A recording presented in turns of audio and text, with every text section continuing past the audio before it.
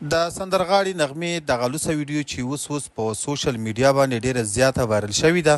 د خاپیرۍ نغمې دغه ویډیو چا څنګه او په څه طریقه وایرل کړې ده؟ که غواړئ چې د نغمې دغه لوڅه ویډیو وګورئ او په اړه یې پوره معلومات ترلاسه کړئ نو ویډیو تر پایه وګورئ.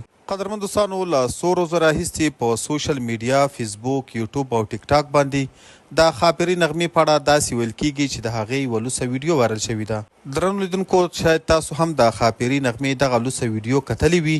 موږ ته هم ډیرو ملګرو میسیجونه او کمنټونه کړي وو چې د خاپیرۍ نغمې دغه ویډیو را پیدا کړه او له موږ سره یې دلته شریکه کړه. قدرمن دوستانو، له ډیر سرچ او تحقیق نه وروسته موږ هم کوشش وکړ او د نغمې دغه ویډیو مو را پیدا کړه، نو موږ غوښتل چې دلته یې له تاسو سره شریکه کړم.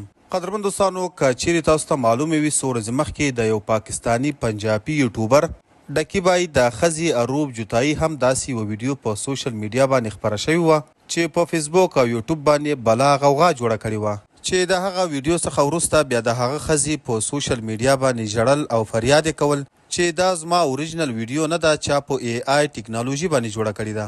د سندرغاړي نغمې د دغه تازه وایرل شوي ویډیو په اړه هم موږ پوره تحقیق او سرچ وکړ. کله چې مو دغه ویډیو پوره مکمله وکتله نو دا هم داسې ښکارېده چې دا دې هم د اے آی ټیکنالوژي په واسطه جوړه شوې وي. په دغه ویډیو کې هم اصلي تنه د بلې ښځې ده چې یو سړی ورسره همدا ناروا کار کوي او سر یې ورباندې د سندرغاړي نغمې لګولی دی. لکه څنګه چې تاسو ته معلومه ده چې سندرغاړي نغمه نن سبا په امریکا کې اوسیږي او تقریبا 80 کاله عمر لري، نو څنګه داسې یوه پخه ښځه داسې خراب کار کولی شي؟ ملګرو، تاسو ته دې یاده وي چې نن سبا اے آی ټیکنالوژي دومره پرمختګ کړی دی چې د دغه ټیکنالوژي په واسطه داسې جعلي او فیک ویډیوګانې ډیرې په اسانه جوړېدی شي او د دغه اے آی ټیکنالوژي په وجه د ډیرو پتمنو کورنۍ د عزتدارو ښځو عزت پکې خاورې شوی دی. درنو لیدونکو، تاسو هم په خپلو کورنیو کې خپلو ښځو ته ووایاستئ چې له چا سره مو په ټولنیزو رسنیو کې تصویران شریک نه کړي، ځکه چې خدای مه کړه بیا د داسې واقعې ښکار نه شي.